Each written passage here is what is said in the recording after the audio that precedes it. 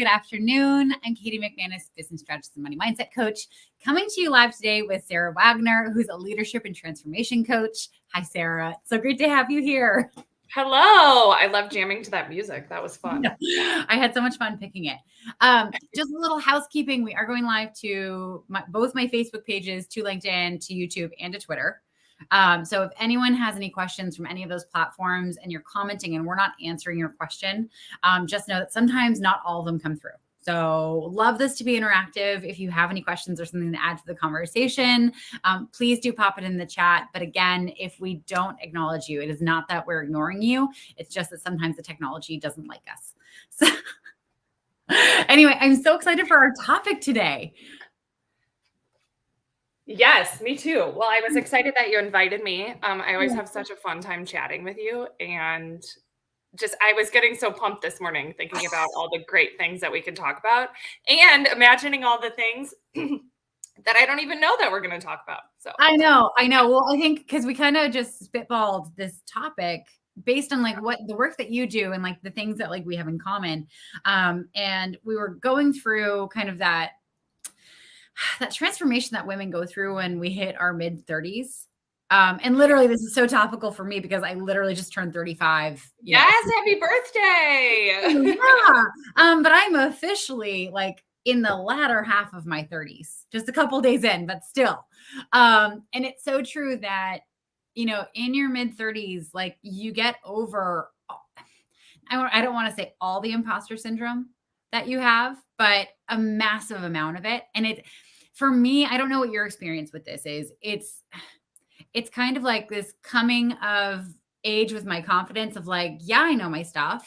And also, well, fuck that. Like, I don't want feeling unconfident to hold me back from what I want. And it has so far, like, I've just been afraid to act. Yeah.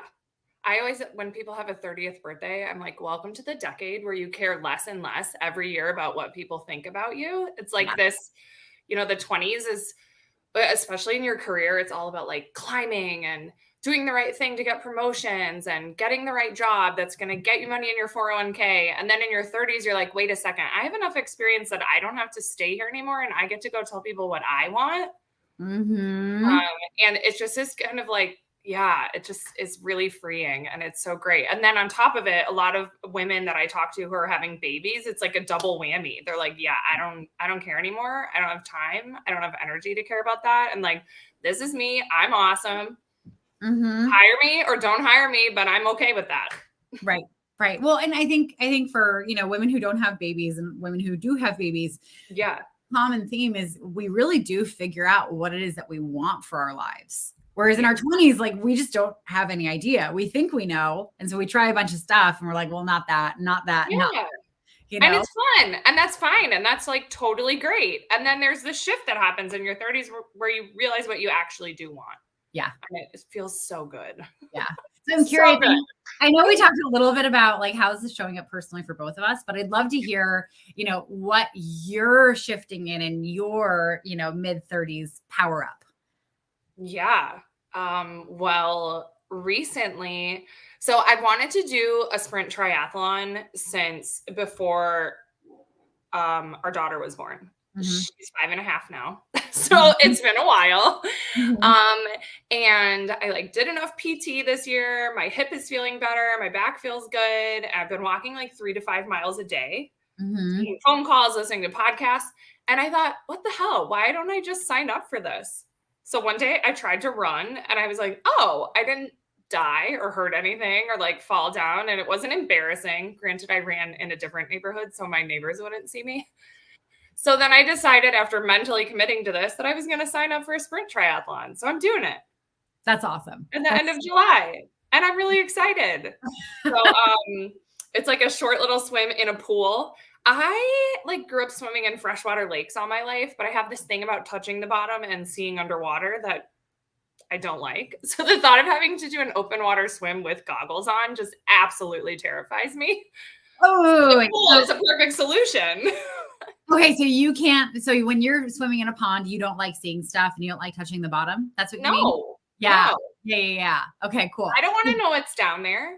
Oh my God. Unless it's like rocks and only rocks, I'm not putting my feet down. I'm like that person who will swim into like the shallowest water until I'm like scraping the bottom and then put my feet down and pop out. Like, I'm not wussy about nature, but I have this thing about putting my feet into the mushy bottom of a lake. Yeah. That just Yeah. No, I actually don't like lake swimming at all. Cause it's just like, it's so Are you murky an down there. ocean gal? I'm an yeah, But I'm an ocean girl. I'd rather sharks than just like mush, you know? yeah. I feel Yeah. like that's a little more my jam. Yeah. Yeah. There's this huge snapping turtle that they discovered in the river in Chicago, and my friends were sending it around. And I was like, hard no, worst nightmare ever, far above sharks, snapping turtles. And they're Yeah. calling it like chonk or something. And it is my worst nightmare. How big is it? It's really big. It's like the size of a pig. Oh my God. Yeah. That thing could take your foot off. Yeah. And when they chomp, they get locked on. So you have Yeah. to like whack their necks to get them off. I mean, like, it's freshwater nightmares. Yeah. No. Anyways, enough about me. What's your transformation that you're going through? Oh, well, it's funny. So I have a fitness one also, but you know, I think like a lot of people, the pandemic was really hard for me. I've tried really hard to enjoy at-home workouts and to really enjoy my Peloton and to, do at home like yoga, and I fucking hate it all. Yeah. I really like going to a place and picking up heavy things and putting them back down. Yeah. And not having a gym to go to, or like being afraid of getting sick by going there, just really crimped, my whole style. Yeah. I've been very serious about getting back into the gym, and it feels so good. There's something about the collective energy in a gym that feels good. Like, I'm with you. I have a hard time doing yoga at home by myself. Right. And like, I did a 200-hour yoga teacher training. I was super into yoga at one point, and now I just can't get into it by myself. Like, part of what I love about it is like the breathing together and the Savasana, obviously. Isn't that everybody's favorite part? But like, I mean, yeah. It's like feeling everybody around you. I'm really into that collective energy. I've made live music one of my goals for this year. So I'm doing way more live music, concerts. I'm signing up for like everything I can find, signing up, like buying tickets. Right. And it is filling my soul. The collective energy is good. It's so good. Yeah. I saw this TikTok. The new thing is like you see a TikTok and you refer to it as like an article that you read, but no, I'm just going to own that I saw a TikTok. Yeah. And it's someone who said, like spaces hold like energy and memory. Yeah. So like when you go to a Buddhist temple that's been there for several hundred years and you meditate there, it is different because the space holds the energy of that. And I think it's the same thing for, workout spaces and for music spaces. Like you do like get tuned into the energy of the place, and it really does have an impact. It really does. Like, I saw Lizzo 2 weeks ago, and I think I'm still high on Lizzo. If anybody follows me on LinkedIn, I did make a series of Lizzo as career coach posts. So if you ever need a pump up, Lizzo has some really great career advice. Yeah. Well, speaking of women who really step into their power and don't let other people dictate, what they're allowed to do. Yes, she is the epitome of it. Yeah. I mean, she was twerking, playing a 300-year-old glass flute or incredible. Yeah. And she's like an incredible athlete too, to be able to sing and be on the stage, and like she's got her businesses, and I couldn't get enough. I came home and I told my husband, like, if she came back tonight and said I'm coming back for another night, I might go and see her again. Yeah. I screamed my face off. My hands hurt from clapping. My throat hurt from screaming. My legs hurt from dancing. I needed like a full day of recovery afterwards. I was like so high on Lizzo and also just so disabled after that concert. I was like, I can't. I'm just going to sit here and watch the kids play. Yeah, so it sounds like your fitness goals and your music goals have to like be scheduled, strategically. Yes. No long runs the day after a Lizzo concert. Right. Well, and it's, like to the business point, there's a point in your 30s where you're just like, what are the limitations that I'm following? And are they limitations that I'm putting on myself, or are they actual limitations? I mean, most of the time they're self. Oh, limitations. 100%, 100%. Yeah. But, there can be limitations of like, oh, well, to make this investment, I have to make X amount of dollars, right? Yeah. Yeah. Right, and Or it's I need to, I was just talking with a client the other day and they were saying, well, the perk of staying is that I could finish this project and I could say that I finished a project. And I right. said, is it really worth it for just another bullet on your resume? Yeah. Mhm. Where else have you finished projects? And they replied, well, everywhere that I've ever worked. And I said, I think we're good. Yeah. You're good. You got the bullet points. Launch. You can do this. Like, it's all of these limiting beliefs that hold us back that when you work with a coach, you realize sometimes are just literally beliefs. It's nothing. Yeah. Do you find with your clients that they have this narrative that they're bad at finishing things in general? So they're constantly trying to prove themselves that they can finish stuff? Huh. Not really. Yeah. I don't have that. Mhm. There's this common narrative of like, I don't have enough of the different experiences. And what I usually find from talking with people, especially my clients who are looking to pivot careers or find out, elevate their career, find a new role, big promotion, they don't think they have the experience. And then put on my HR hat and I start like digging around in their resume and just asking curious questions. And there's all this stuff that's missing Yeah. from their story. And they think, Mhm. oh, I just thought that was a normal thing that I did. I'm like, that is not normal. Yeah. Mhm. That is not normal. Like, that is an extraordinary experience that one, you need to get down on your resume. And two, let's make this story like really powerful so Right. that so that whoever you're talking to in whatever context, here's your values, here's your passion, here's your goals. Um, Yeah, it's usually just undervaluing what people think is their everyday experience. Yeah. Yeah. It's there's a super like woo quote that I saw the other day. It's like butterflies don't get to see their own wings. Yeah. And it's like it's true for each and every one of us that we don't see like how we're exceptional. And it happens to people who are starting a business. Like they don't like when I started my business, I didn't realize that every other coach didn't have a background in sales and marketing. Yeah. Right.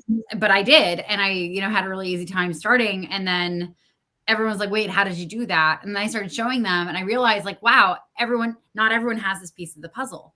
Right. Yeah. And so Right. it sounds like it's the same with your clients as they're trying to kind of reposition their career. They don't realize all the incredible things that they've done along the way that makes them far more qualified than they give themselves credit for. Yeah. Well, and I say it's the internal limiting beliefs, Mhm. but I think back to the early career stuff. A lot of those beliefs are somebody who said something at some point in their career. Right. You can't be a consultant when you're 35. You don't have enough experience. Right. You need at least 15 years of experience to do this. You don't have experience in this, so you can't have this job, And so then you internalize them and they become your internal beliefs. Yep. But not all feedback is created equal. No. No. You don't have to take it all. Even when you're hungry and like starting your career and trying to form everything, you don't have to listen to everything if Right. it's not true to you. Right. Well, and also, I mean, the feedback that you're getting, you really have to look to see the person who's giving this are they giving this from like a powerful place or are they giving this from a fear-based place of what they would personally be terrified to do themselves? Yeah. Or the advice so that you can be just like that person Right. because Right. they're sharing their experience, which is great. Love Right. it. Share your experience, share how you got to where you are. But Mm-hmm. it might not be right for the person that you're sharing it with. So then it's on the receiver to say, nah, that's cool for you, not for me. Right. Right. It's funny you say that because the image I just had in my head is like the reason why I actually don't use female hairdressers. Because every time I've gone to a woman to cut my hair, I end up with her haircut. Interesting. Some variation of her haircut. And that's like, if her haircut's nice, like that's great. But usually, like, it's not exactly what I want. Yeah. And it's like, I prefer to go to men to cut my hair because I'm never going to end up with their haircut. And they usually like do the thing that is going to be best for me because it's like they're not projecting themselves onto me. Huh. Right. And this is just my experience. I'm not saying this is every single woman who cuts hair, but like That's so interesting. I love that. enough experiences with that I'm just like, like I'm just gonna stick with my dudes. Like they're incredible. Yeah.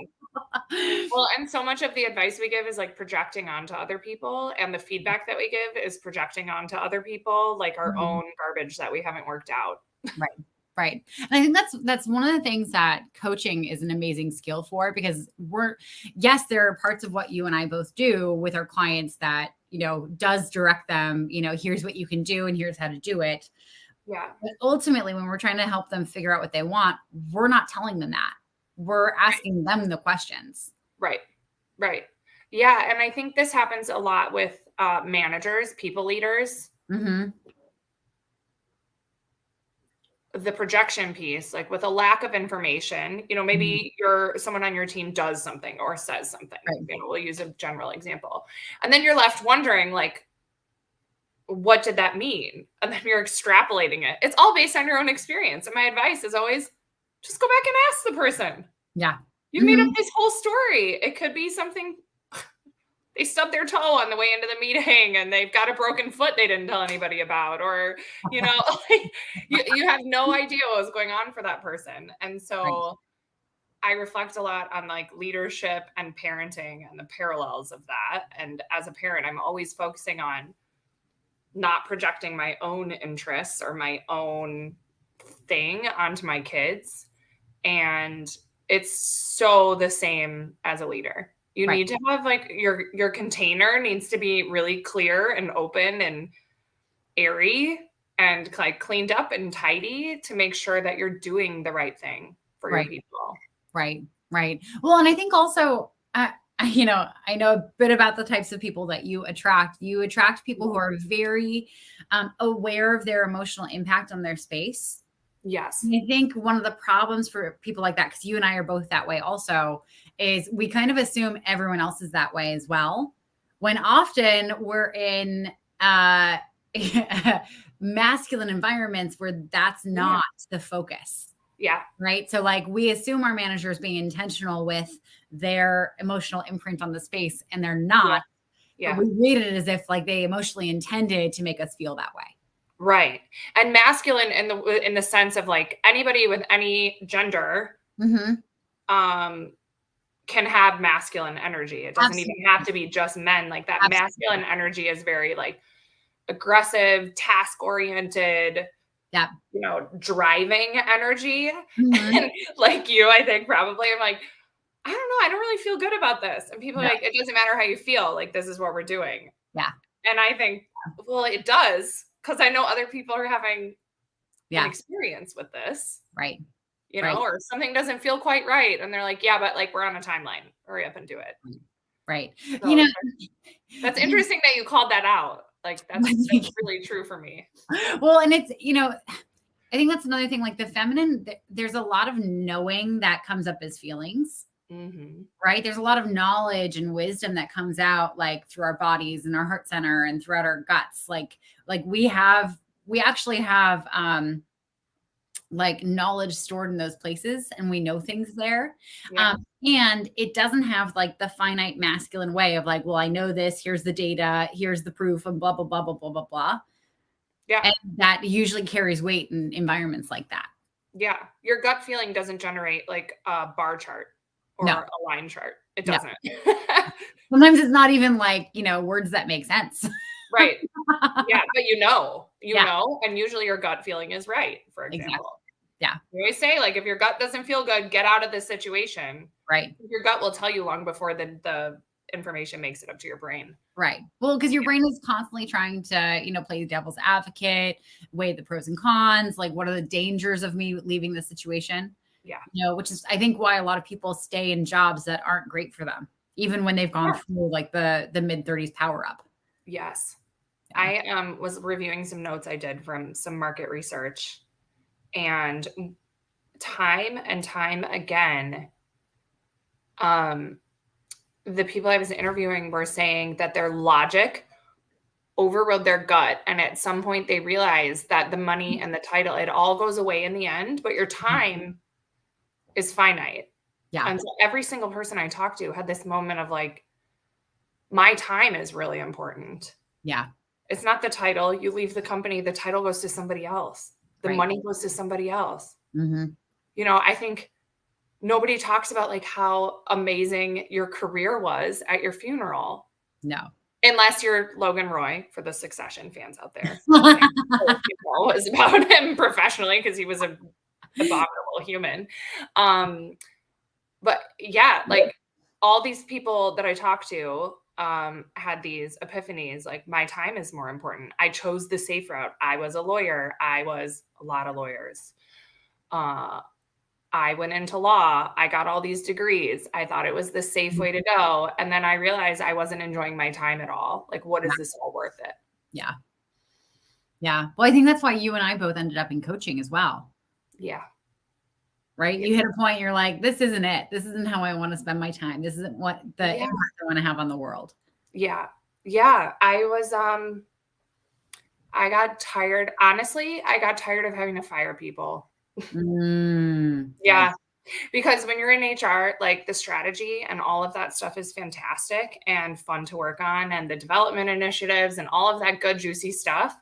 But if there's a reorg and people need to be exited from the company, or there's misconduct, or there's a performance issue, you can't say, like, oh, I don't really want to work on that today. I want to work on like this really cool strategic initiative that I'm running that's going to transform the company. It's like, no, you actually have to focus on that. And I wanted to work on like the big heart transformation stuff. Mhm. And like you said, I think I'm too emotional to be handling that.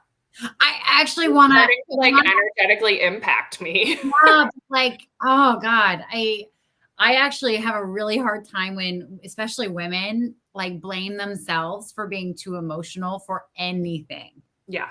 Right? Like, because how many times have we been told throughout our lives that, oh, you're being too emotional about this? Right. Right. When emotions are really like amazing markers for how the world is impacting us and like what we can do better for ourselves. Absolutely. And I found myself in so many situations where I was having all this data, like all these emotions, like churning in my body. But what was coming out of my mouth was like, the professional version of whatever that was. Right. Or, right. Like what the talking points were, or I didn't feel like I could fully step into my intuition and all of my emotions and everything that I could offer, all that data. Like it felt like I was constantly like up against this wall, and it was amazing. It served me. I had an amazing HR career. I got to work on really cool projects. I got to sit on leadership reviews and executive meetings, and I got to do all the succession planning with the leaders, and I did some really fun work. And then I got to a point where I just really wanted to dive into these juicy one-on-one meaningful conversations, especially with leaders who have the impact on, 5 to 8 people on their team. And then you go leaders of leaders and the group gets even bigger. Yeah. And I think that like safe one-on-one exploration coaching work, like that was the juice that I just wanted to, just want to swim in it.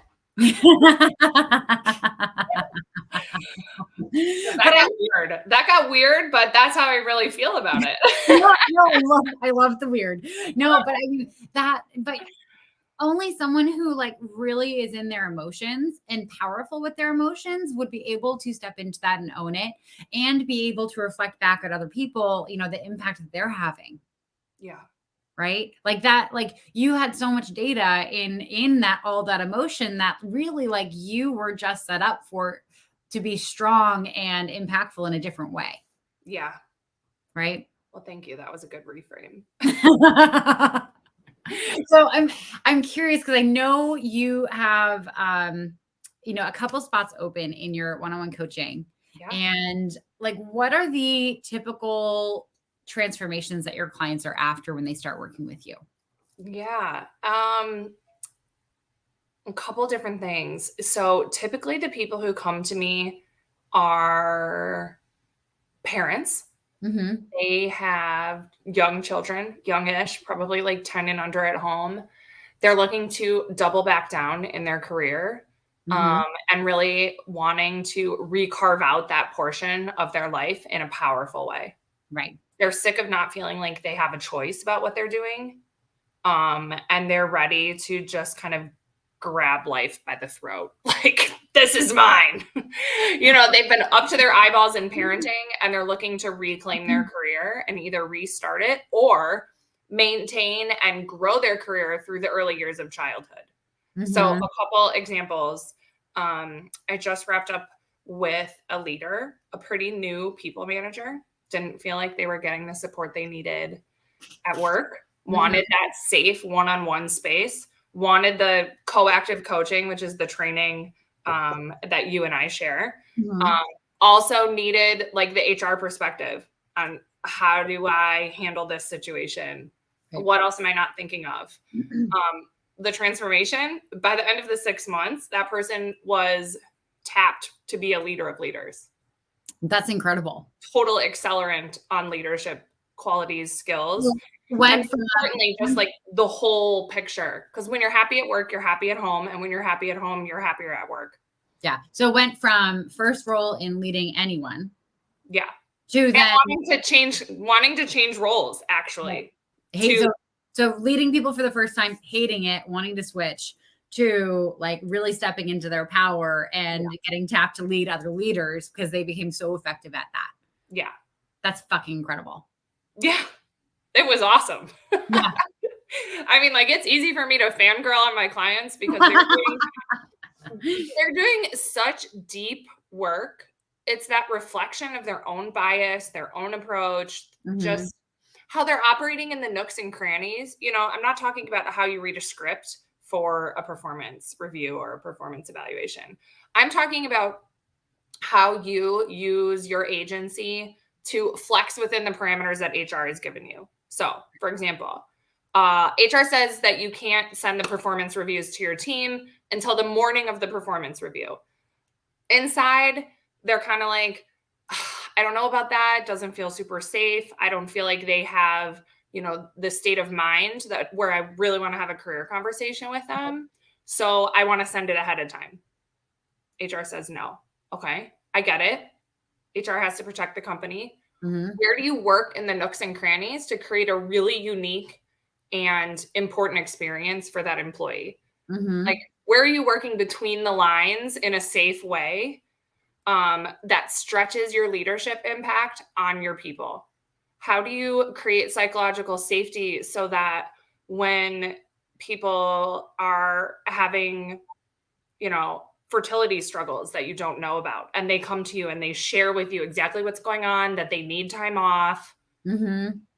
that's like an indication that you've set your team up really safely, or something's going on at home and they feel safe telling you about that. That's like the what I call the nooks and crannies of leadership. Right. And that's the stuff that makes people remember you as a leader. And that's what makes people feel like you're on their side. Right. Um, and that was all the like juicy work that we did. So it Yeah. was like, coactive and like leadership stuff. And it was just this like beautiful mix of all the good stuff. Yeah. Well, what I love about that so much is that like you're showing them how to kind of flex within the confines. Yeah. They're doing that. They're having impact. Like everyone's seeing that they're doing something different and it's having impact. Like that has the capability of changing the whole culture of the company because Yeah. they're going to start looking at this one person who's Mhm. doing like following the rules, but like also doing it in their own way. And it's having a positive impact on that team. And Yeah. they're going to start questioning what's happening here. Like, what are they doing that's different from what everyone else is doing? Yeah. Is there a way we can bottle this that they're doing and apply it in other ways?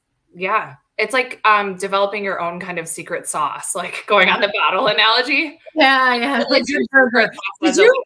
did you know that they're coming out with a Good Burger sequel?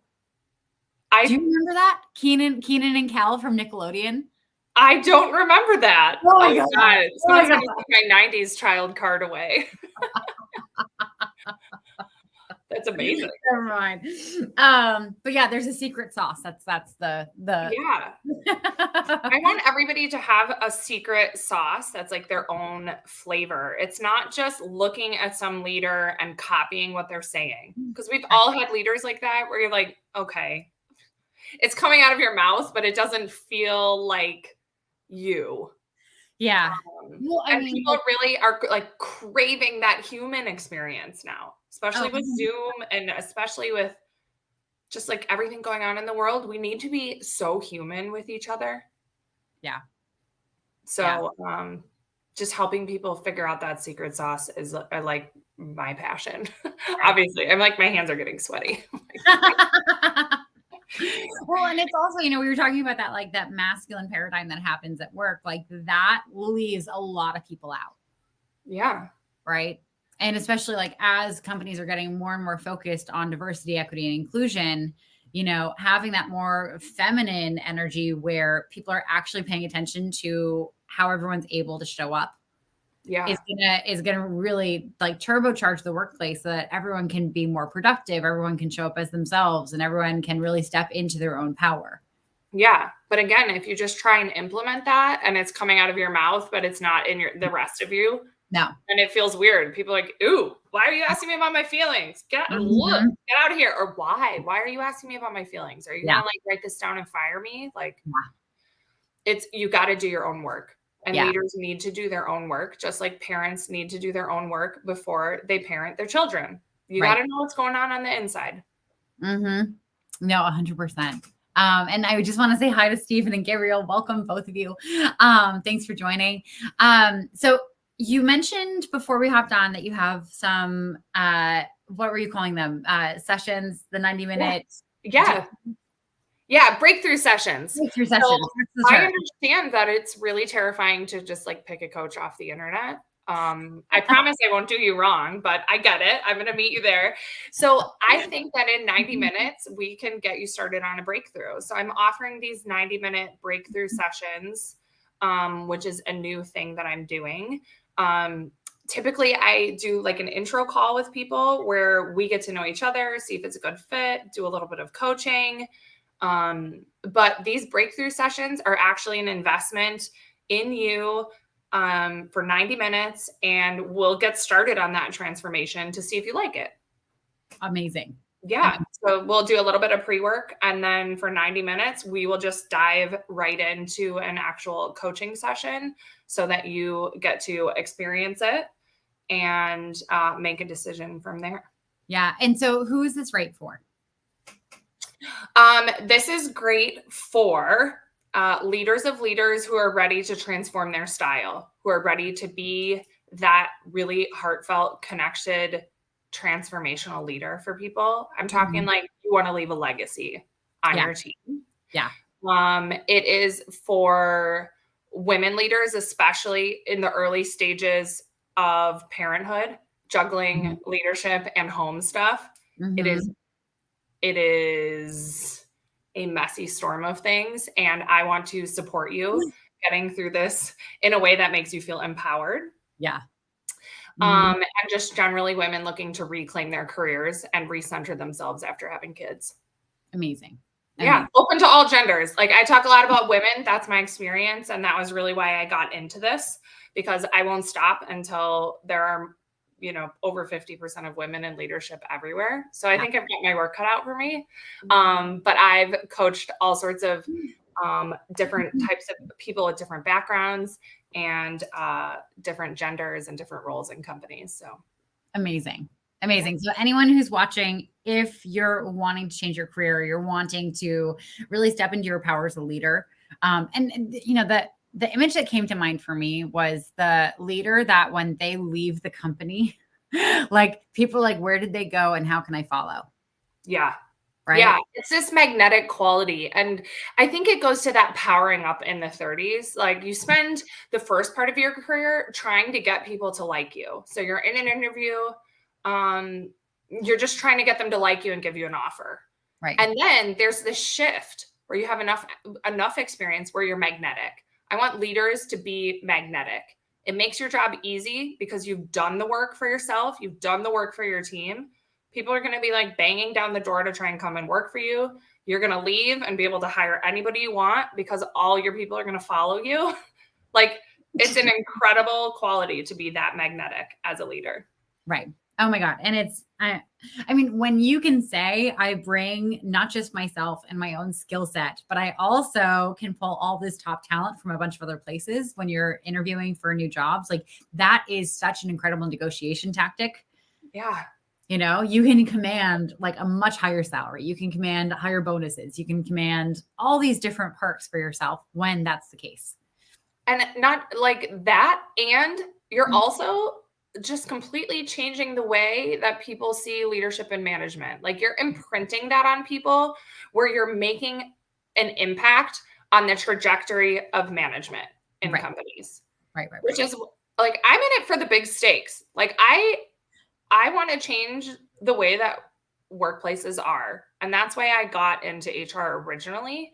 So this is just my new angle. Yeah. It's one-on-one. It's doing that deep work. It's helping you create a legacy of leadership that people want to follow you, that people say, man, that was my best leader. Like, you can call them in 25 years and they'll drop everything to come to your retirement party. Kind of right? Like, your retirement party is just packed. Yeah. Forget your funeral. Like, there's so many more celebrations ahead of that where you want people to, like, you know, you just want to make an impact. Right. People want meaning in the world. People want meaning in their life.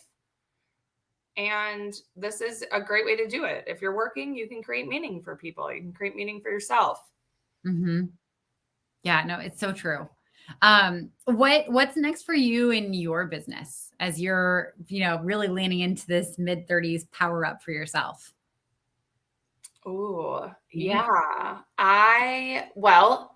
Obviously I want to get to that leader of leaders space. Mm-hmm. I want to get back into those leadership conversations, those strategy conversations. And I'm really chomping at the bit to do that, like with my new hat on. Yeah. Or I guess new version of myself. Like Sarah 2.0 or 3.0. I don't know what version we're on. Who knows? I'm thinking about doing some sprint group coaching, like 1 month sprint challenges so that people can create these big transformations in themselves in a short amount of time, because I know that we can do that together. Right. Yeah. Amazing. Yeah. So I was taking notes before this, and all of my analogies are related to fire.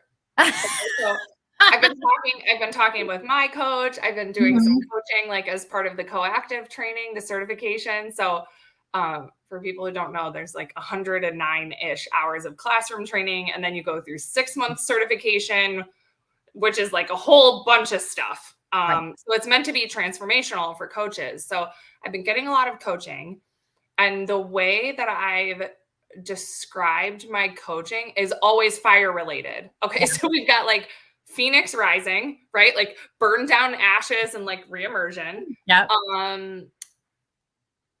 Talking about, you know, I love being outside, and I grew up going to summer camp, and being a camp counselor is like the foundation of who I am. Anybody I talk to knows this. And the way that I describe that is like, you know, when you have a campfire and the embers are burning, the fire is still there, and you just have to get the right amount of air in the right spot, and your fire is back up and running. Right. That was another analogy. And then recently the volcano analogy came up. Like, you know, like looking into the bubbling cauldron, like the magma is like popping and then it explodes. And it's just like, it's forming a new path. It's forming new rock. It's just unapologetic. It just navigates its way down the slope, and it creates a new landscape. And that's like the imagery that I have in mind when it comes to coaching and people who are ready to be coached and are ready for this adventure. Right. Yeah. Like, we're blazing new trails. We are forming new rock formations, and it is not for the faint of heart. Like, we're doing this, like, it's real. Yeah. Yeah. You know, it's so true. You know, there are people who want change in their life, and they want it, but they don't actually want it because they're not actually willing to do the work to do it. Yeah. Right? It's like they say that they want it because they kind of do, but it's also something that they just hear a lot of other people saying that they want. Right. Right? The hustle thing, like get up at 5:30, do your ice bath, drink your green tea, and here's your schedule for the day, and lift heavy, and then you've got to reach out to 50 prospect. Like, I'm not talking about that kind of transformation. I'm talking about like, what do you really want? Yeah. How does your day register with what you really want? And how do you transform your day to day in those small and big moments that it changes your trajectory? Right. Well, and I think what you're describing is like how we see transformation again, like from a very masculine paradigm. It's like, what are you doing? You know, it's doing, and adding more things and changing the things that you're already doing.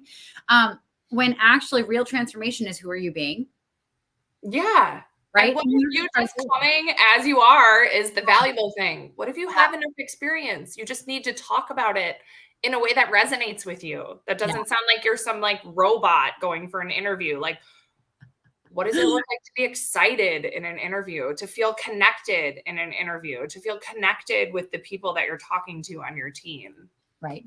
It's the shift, like internal. It's not the tasks. Like I don't get up in the 5s. It's a personal policy. And someone was like, yeah, but for a flight. And I was like, yeah, I don't book those flights. I don't wake up in the 5s. Like, so to anybody watching, I will not tell you to get up at 5:30 in the morning and work out as the sun is rising or before your kids wake up. Like, we know that doesn't work. Like,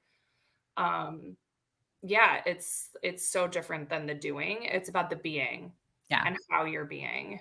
Yeah. And I know you've experienced a lot of this because you've done the coactive training and you've done the leadership. Oh yeah. And I've done therapy and I continue to do therapy and I continue to do all the things. So good. Coaching and therapy is such a good combination. It's just like so nourishing. Oh my God. Well, it's nourishing and talking about fire, like burning shit down. You know, they're just, it's, you know, Burning Man, right? Yeah. Okay. So like burning that like effigy of the man in the field. Like, I feel like when you're really going at it and you're really seeking your own transformation, you're constantly just burning that down for yourself. Yeah. Like you build up like who you think you are. And you're like, wait a minute, that's not me at all. Like I'm going to burn that down. I'm going to come up with like this new version of myself. And that works for a little while. And then you have to burn it down. And it's each time you do it though, you become more powerful and you become closer to who you actually are. Yeah. I mean, there's a reason that nature burns things like fields, you know, a lightning strike burns a prairie so that growth can happen. Yeah. Okay. Yeah. It's a really powerful analogy. What are you burning down right now? Ooh, I am burning down this belief that I have to do things perfectly. You know, especially since I'm always telling people like you don't have to be perfect. And yet I always hold myself to a different standard. I literally sent an email this morning where I outed myself for like my ADHD executive dysfunction has had me in straits for the last like 3 or 4 weeks over this launch I'm doing. And I like was feeling so much shame and heaviness around it. And yesterday when I went to record my podcast, I literally was like, Neil, I just have to like word vomit everything that's happening in my life right now. And then in there's an episode. And we decided that I was going to do an episode where I was just basically outing myself for fucking up my own launch. Yeah, I saw your email. It was awesome. Yeah. And you're like, I'm not doing it. And I can't undo it because it's emails, but like I'm starting over. Right. Right. Cool. Good. I'm good. I wasn't emotionally attached to whatever that was. Like, good for her. We're starting over. Yeah. Like who made the rule that there's no takebacks? Yeah. Right? Like the perfectionist. Like, yeah. Well, and also like I think in a previous life, I like came up with this belief that like being emotionally impacted by other people, like feeling sadness or being angry or like experiencing any like heightened level of emotion that has to do with other people, like, you know, deep levels of love made me weaker. Yeah. Right. And it's like, I'm burning that down because it robs me of the experience, but it also robs my relationships of people knowing like how deeply I care about them. Yeah. Well, and you're spending your energy, you know, like the human range of emotions is like, okay, I'll go like as wide as the screen before my hands disappear. Okay. So here's the full human range of emotions. And I think in so many of our experiences in the corporate world, it's like, okay, but like make it this big. Yeah. You The bring tail your whole ends of the distribution are uncomfortable, or they're too Mhm. much, or you're too emotional. Um, Yeah, and that's what makes you special. That's right, what your impact on the world is.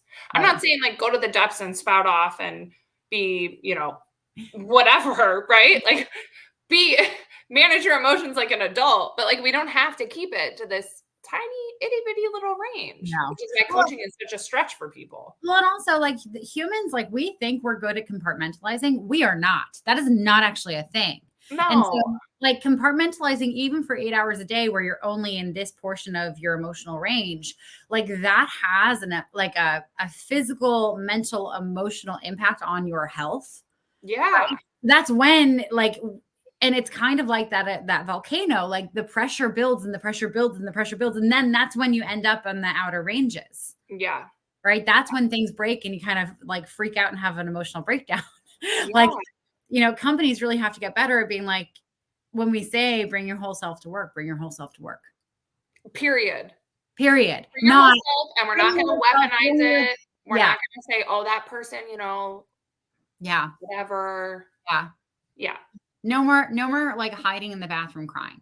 Cry No. or just cry in the board meeting, cry everywhere. Yeah.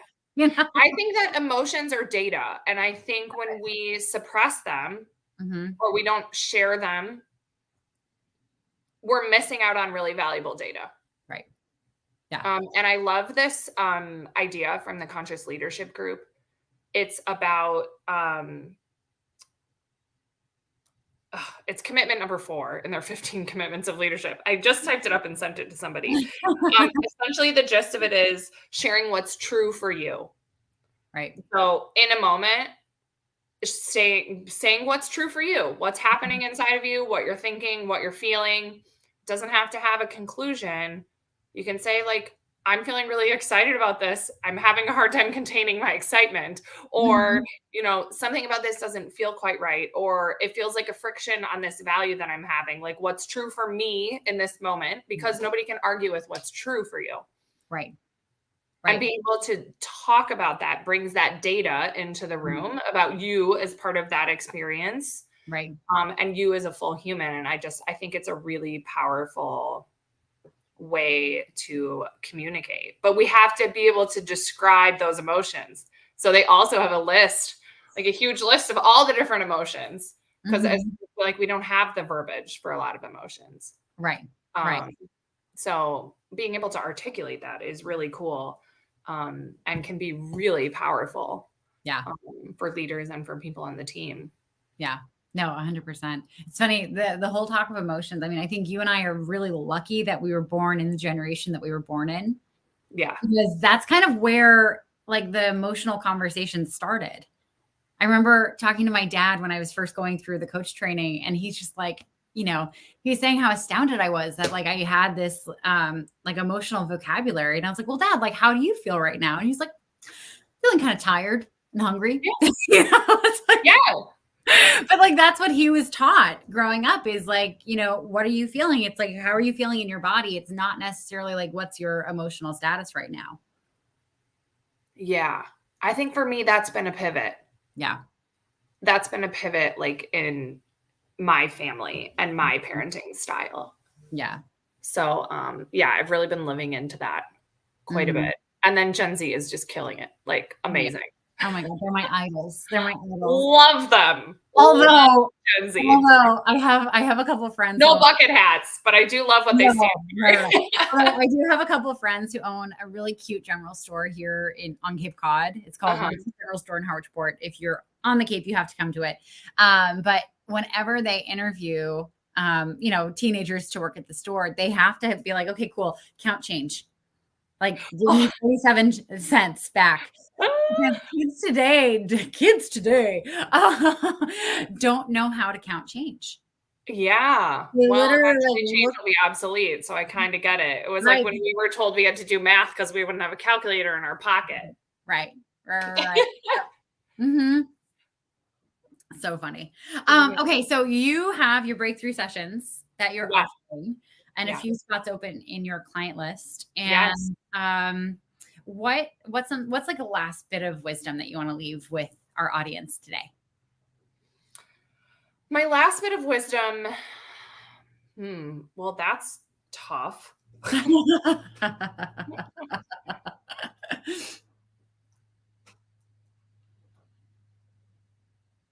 Okay. My last bit of wisdom is that time is of the essence. You're never going to get it back.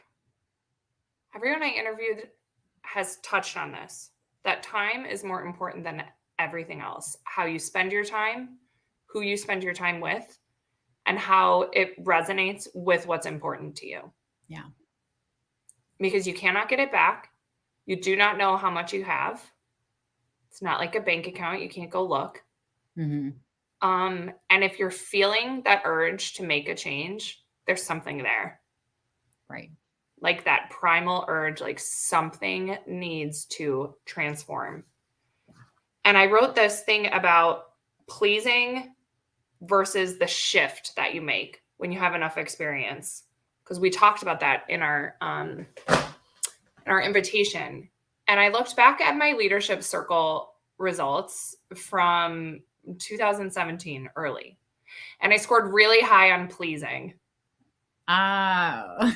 And I made comments, and it was like, we want Sarah to bring more of herself to work because she has so much to offer. Mm-hmm. And now looking back on that, I'm like, yeah, it's cool on paper, but like I was high and pleasing because that helped me be successful and like get all the accolades for the first part of my career. Right. And it's easier said than done to shift into that space where you can say no with power and it's respected, where you can command, you know, what you want out of a job, where you can get companies to have to impress you to come do whatever it is. And it's a harder shift than I ever imagined. Yeah. And it's easier said than done. Right. So I think time is of the essence. Do what it is that feels important to you, even if it's scary. Right. Because you don't know what you have. Yeah.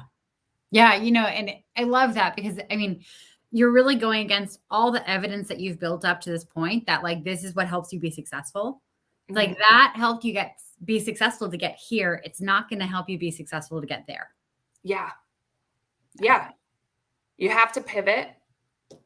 And it is transformational because you have to let go. You've got to burn down all of those beliefs you had about pleasing and keeping people comfortable and happy and scrambling around until 8 o'clock at work every night, but nobody knows you're doing it, but everything gets done. Right.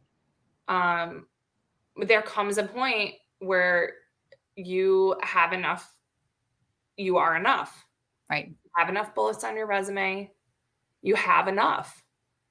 And coming with that energy to your life and to your career is magnetic. It makes people want to be around you. It means you're living in alignment with your values. You get like this peace about the decisions that you make, the no's that you say, the yeses that you say.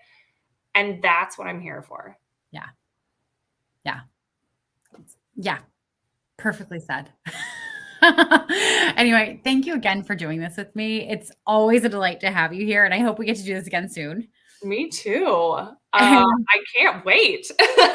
This was fun. Oh my gosh. And for anyone who is looking to up-level their career, really step into their power, Sarah is accepting some clients right now. Yeah. Can't recommend her highly enough. And again, well, I learned from the great school of Katie McManus. So, we go hand in hand. One of my great success stories. Oh.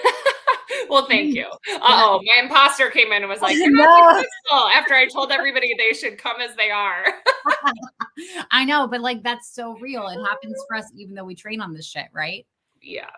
Yeah. So now I'm going to go do my own work on myself for the rest of the day. And I can be great for my clients. Right. Right. Anyway, everyone, thank you so much for joining. I hope you found this massively helpful. I'm Katie McManus, business strategist and money mindset coach. And today we've had Sarah Wagoner, leadership and transformation coach. Thank you again for joining, and we will see you all soon. Yeah. Thank you. Bye.